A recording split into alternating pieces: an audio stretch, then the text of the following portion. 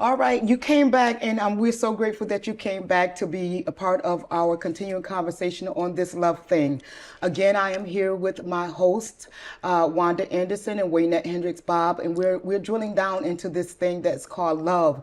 Our last episode got so excited as we were ending, where we started to get into a hot button place, but we had to cut off for timing. But we are back here today, and we're going to pick up exactly where we left off. Waynette was talking about learning people through the seasons, and so I just want to tap this over to her so she can pick up on that, and we can go from there. Go ahead. Okay, what I was talking about was we need to, when we're starting to get into a relationship, find out what love is. And how we find out what love is, we learn through seasons. The season of grief, when there's a little bit of anger, some kind of disagreement, loss,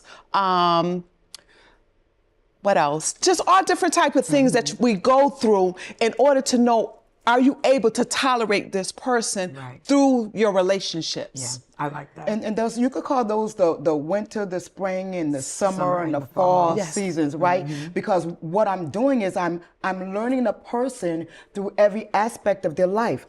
How does a person deal with grief? You need to know that. Absolutely. You need to know if they are derailed, if they just break completely apart, not so that you can prepare yourself to leave them if you're not used to them going through that grief, but so you can prepare to support them. Because love says, okay, I want to know how you react when our finances are tight. Like, are we going to sit and have an emotional, intelligent conversation about it? Will there be the blame game that, you know, one party or the other is spending too much, or will we come to an agreement through these difficult times to work together? So these seasons are not designed to give you ammunition to load a gun in order to shoot it, in order to leave, but it's designed to give you ammunition to be able to support that person through those different seasons. And when we do not go through the seasons appropriately, we don't prepare to work with an individual and for the longevity of a relationship and drilling down into love.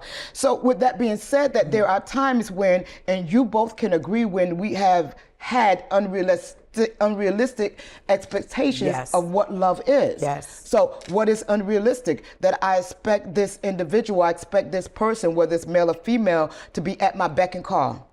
Honey, can you go get me some water? And then if he don't go get you some water, then you can just leave then. that ain't love, right? That ain't love, right? You don't love me. But it's been there, right? I did send that one time to my husband, that song from Jennifer Holiday. No way. I ain't going nowhere. I ain't going nowhere. And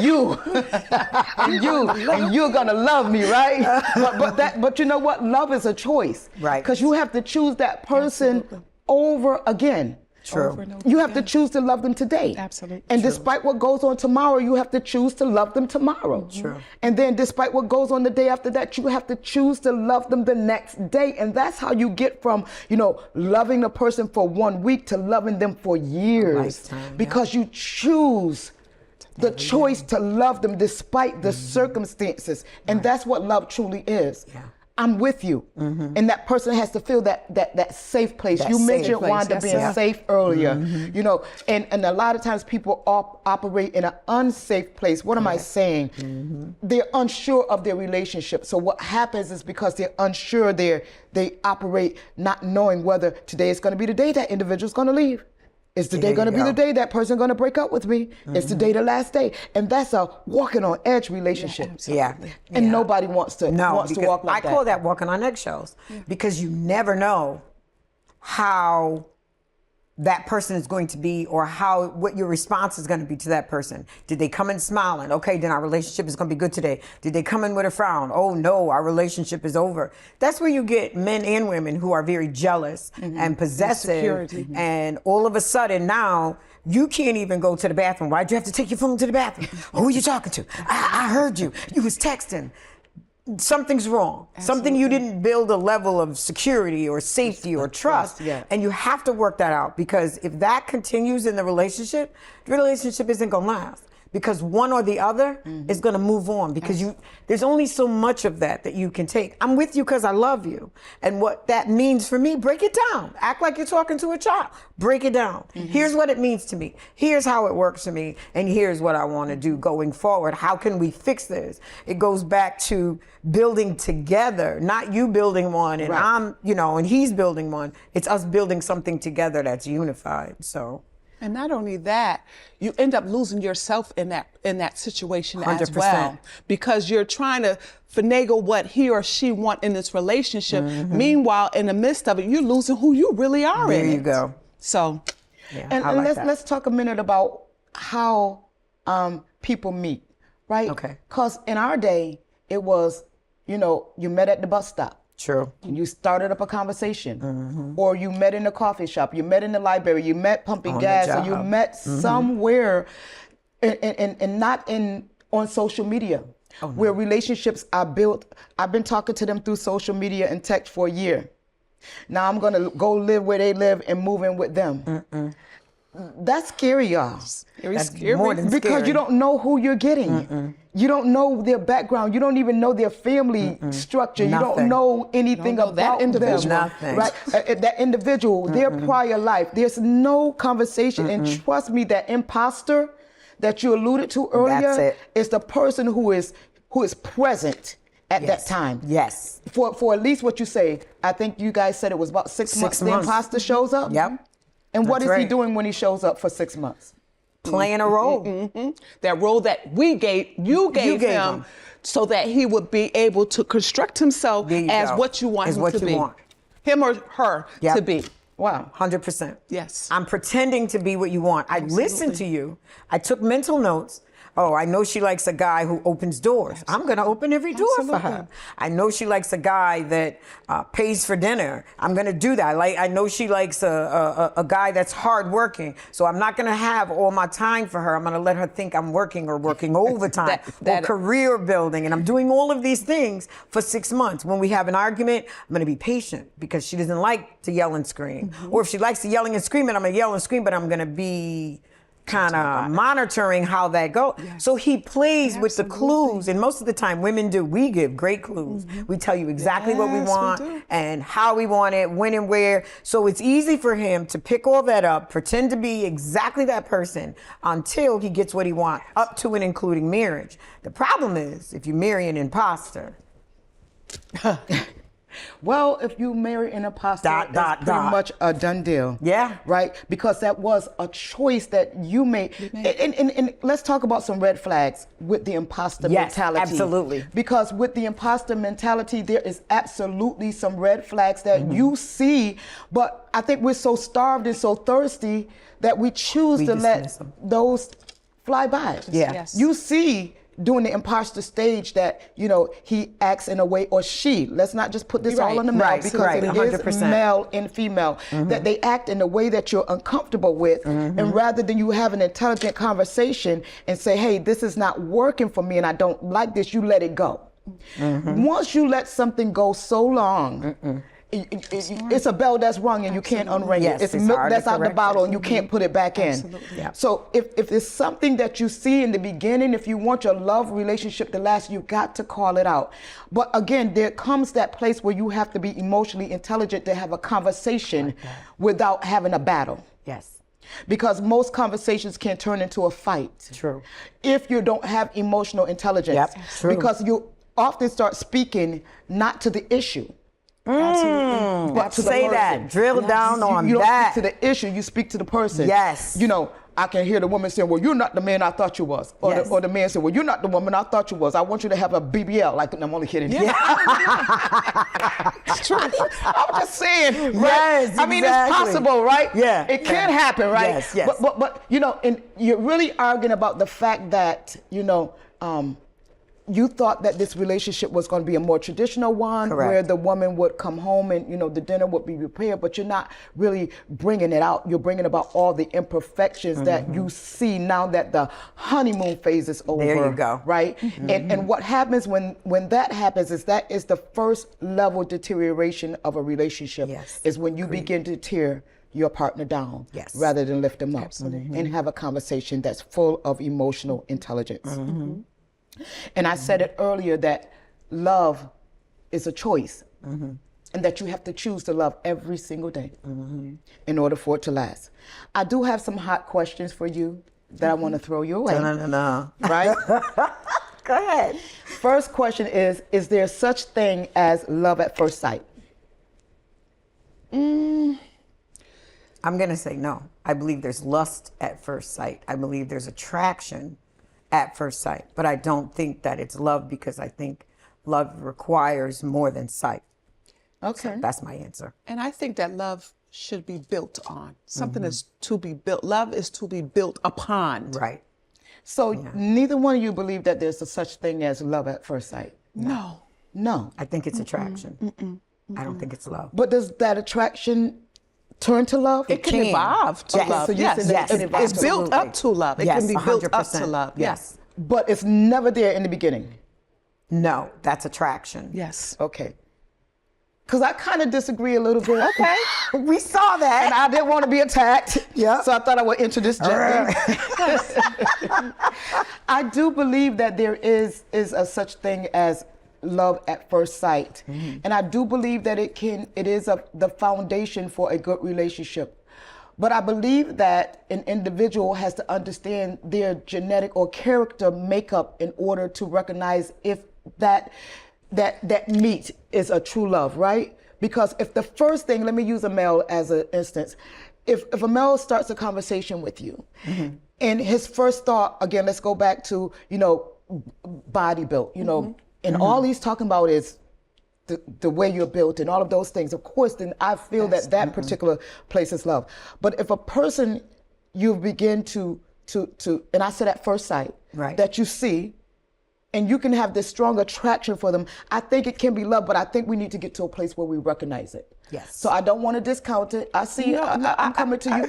I'm coming to you. I don't want to discount the theory of love at first sight. I think that is possible. Yes. I think you can love that person, but you're not in love with that person. Okay, I'll take that distinction. Yeah, I think that's really what it is. You can love that person, just something about Wanda I just love. But am I in love with Did Wanda? you say there's something about Wanda you There's just love? something about Wanda You said there's something about Wanda you just love. that I love. You do? That I love about Wanda. But you don't mean Wanda. You mean you're talking about your male partner, right? I just want to be clear. Absolutely. I just want to be clear. Absolutely. I just want everybody to understand where That's you're a whole There's nother show. There's something about him or her that I love, thank you. but I'm not in love with Right. that individual. Right, right. So Correct. that's what I think that we can come to. Because I wanted to be clear for our Yes, audience, yes. because some people will walk away Absolutely. like But yeah. with the wrong. No, that's a whole I had nother to be show. clear. That's We a may whole get nother there, but show. that's not today. Not today. So my next question is: do you believe love and lust are the same? No. No. Okay. Why is that? Love is I'm loving you through your flaws. Lust is I just want you. And lust is fleeting. Absolutely. Yes. So absolutely. Because once lust has culminated, you're ready to move on. Yes, sir. Any feelings that you thought were love, they go away. I believe that attraction comes first in every relationship. Right. I think I have to be attracted to the man that. to something in them. It may Yes. not be physical. It may not be, but it there's could be something. Yes. Yes. What be did we his used to intellect, call it? We used to call energy. it swag, and we used to call it presence. And Right. there was something about him. And you're at the party or wherever you are, and you see him, and you're like, Yeah. That's attraction. Now I need to get to know him. So I get my girl to introduce me. We get introduced and we start having conversation. I find out he's intelligent. I'm, me personally, very attracted to intelligent men. Then I find out he's hardworking. He's checking my boxes. He ain't even trying. I'm checking his boxes because I'm this, I'm that, I'm the other. Then I think baby love or that fresh love spark. develops. But if I don't know anything about you and I just see you across the room, and I've heard people say that, so I don't argue that. Right. They say, that's my wife over there. Absolutely. Absolutely. That's my wife. And you're Absolutely. like, I don't know you from, you don't know me from a can of beans. How do you know I'm your wife? You don't know if I'm hot-tempered or mild. You don't know anything about me, but you know that I'm your wife. I think that's an instinctive thing that God puts in some people. Okay. So that's going back to my theory that there is a such thing as love at first sight, basically, right? There is, because she just said it. Right, but is that say that, is though? that in a female or men? Do we notice that with just the females or the men? Is it both?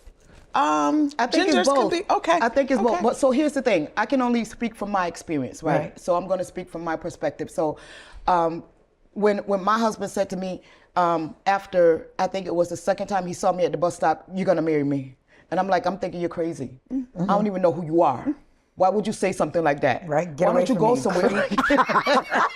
You stalker, you're stalking me at the bus stop. Go somewhere. Yeah. You know, and he said that, and I was like, oh my God, something is really wrong with this person. Like, Right. how are we going to just see me and say, I'm your wife? Like, something wrong with you. You wouldn't even know nothing about me, right? All you knew is I had pretty eyes. Yep.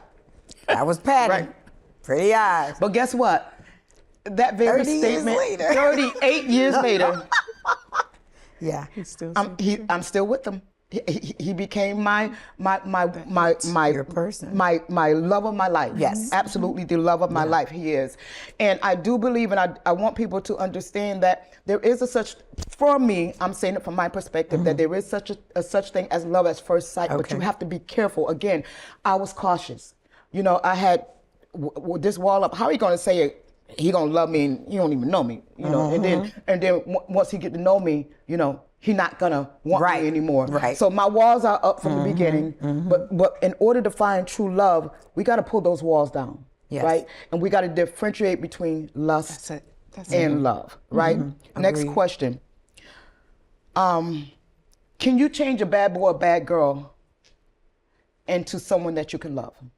And this is speaking to red flags. So you see some red flags about them. There's some things you just don't like, and you think that you can love them enough to change them. I don't think that we can change them, but if they love you, they may want to change because they love you. make But changes. I can't change that individual. If anything, I can change myself to want to be with him, and that may be I'm losing myself, but I cannot change that individual to love me the way that I need to be loved. No.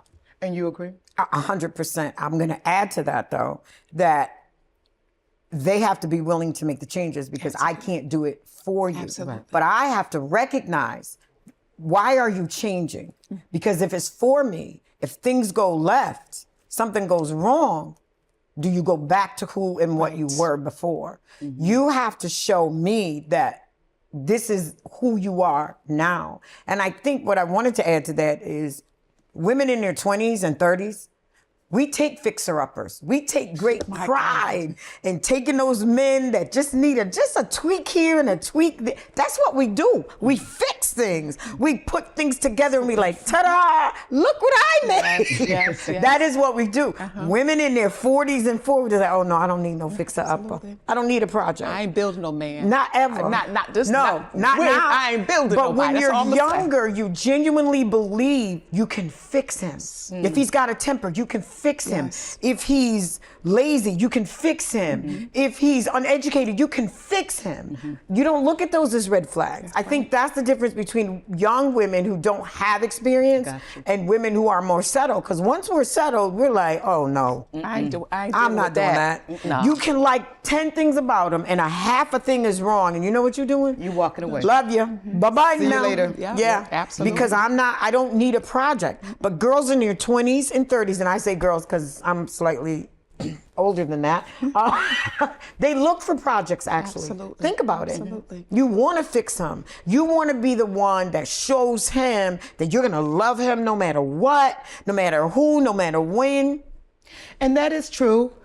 I do like what you're saying about the fixer-upper and the project woman, right? Yeah. But we grew up with a mentality also too that, you know, not just the men, because we're women, we're talking about men, but this Correct. also applies to the women too. Yes. That some people could be considered as a diamond in the rough. meaning Correct. Yeah, That's right. exactly what I'm That's true. saying. Yeah. And I ain't And shining that's on true. no That's true. That's true. That's true. And do we lose out? And I just want to say, because a lot of things happen to people along their lifespan, and the person that they can often become is not the person who they truly are, and they need a loving and committed individual to bring them back to baseline. I believe that you can be a baseline for them, but again, they have to want to shine themselves. Like, you can't literally take all of the outside off of them and make the diamond shine, but you can, in a loving relationship, point them in a direction and say, hey, I see this in you. Well, I'll say this. They have to already be working towards that. Okay. It can't be, oh, I'm going to be doing this and I'm going to be doing, and you're not seeing nothing. All you seeing them is laying in that bed. That's all you seeing, but you're not seeing them getting up in the morning trying to make things happen. No, not me, not in this lifetime. Did you say laying in the bed? Because Well, I'm just saying, not saying not laying in my bed, No, but I'm just saying they not getting up, doing what they need to do to That's make right. whatever it is, those goals that they have set aside for their life. Right. They not making it happen. come Oh to no, I'm pass, not building right. no man. Not today in time. No, not me. Not me. I'm not building no Legos man. be gone. And just so you know, you drop Legos on the ground, step on one of them Absolutely. things in the middle of the night. Absolutely. You throwing every one of them away. Absolutely. Why? Because it hurts. Absolutely. This is not my job to do this. I done raised kids if I'm with already. you- thank you. I will support you. I will align with you. I will give you suggestions. I will be there to shore you up and encourage you. But you, as Wynette stated, clearly, you have to already be on that road. Working towards that goal, right? Yeah. Working towards When it. I meet you, like take weight loss. If you decide, this guy says, oh, I'm 300 pounds, I want to get down to 210, 220. You say, great. Well, when you meet him, he says, yeah, I've already lost 40 pounds. And he has a regimen and an exercise routine and a diet routine. Bro, I got you. Got you. I'm not going to go and make apple pie knowing You're trying to lose you're weight. trying to do Right. something Right. different. Right. I'm going to support you. I'm not doing that. I'm going to do the things that align with your goal. out. But what I'm not going to do is create goals for you. I like that. And tell you how to get do it. there. Absolutely. Because like she said, my kid's grown. I'm not doing Every that single ever. one of them. Every Not in single this one of them. lifetime. Not this chapter of my life. I loved it when I was in it, but I'm not trying to raise nobody's children, not no grown man, because after a while, believe it or not, they resent it. Wow. And they start looking for a woman. Now that you fixed them, they mad at you because you're sort of a mother type. Now they look for a woman that can appreciate the What man you you built. built. Well, that's Come on, that's wait a now. Watch out. problem Let me place sit right back. there. That truly is a problem place. I'm just going to tell you. Yeah. Let me fix you and you leave. I'm only trying. You see me, I'm just looking straight down. Because we're not doing that. We're not doing that. We're Okay. not- You're reaping the benefits of what I built. No. I'm that tearing ain't the whole happening. Lego That ain't set happening. down, That the whole ain't happening. What movie was it? Let's burn it down. No, I'm only kidding y'all. Listen, last question. I We love got to to wrap laugh. up because our time is really running on us again. You know, Okay. these are really, really good. Yeah, they are. Can physical intimacy lead to a lasting relationship? Meaning, a lot of people like to jump into physical intimacy first. No. Right? Can physical intimacy lead you into a good, solid relationship? I can say it can. I do know some people that probably have had sex the first time. I do, but I don't think that is the norm because we as females, I think, when a female has sex, it clouds our judgments. So I just honestly, I don't believe it. We don't see the person with the mask on. We don't see that individual. So it clouds, we start looking at, oh man, he just looks so good to me. No, darn well, he don't look good to you. He done messed your mind up. So no, I just don't think so. But some people say that they have. Okay. Some people say 30 they seconds, have. and what say you? I say it's about connection. I say that there's always going to be a type of attraction, but I have to take that attraction and build connection. Yes. Otherwise, what I end up with is maybe a mid or very good sexual experience. And if I'm building my relationship on how good he is in bed, It ain't gonna happen. I'm lost. I'm a sinking ship because is bruh working? That part. And not only that, he may lose that. He Thank may you. lose that sexual Right, thing. and then what? Then what? Right. Then what? You ain't got that You no got more. So- nothing left. You don't have nothing. Nothing you haven't left. based your You have relationship on nothing else. You because have it's nothing. all based on the physical, what he right. could do for me in Nah. bed. And believe it or not, I don't care how good he is in the bedroom, he got to get up sometime. Absolutely. And not only that- and I may not want it all the time. Yeah, yeah. Okay. That's another show because I'm about to. Yes. Okay, we're gonna end on this note.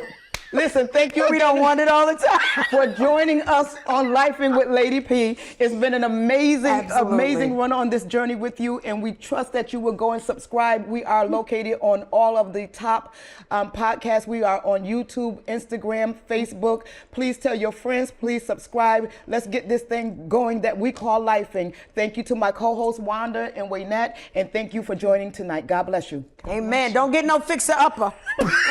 Leave him alone. Just leave him alone. Leave him alone.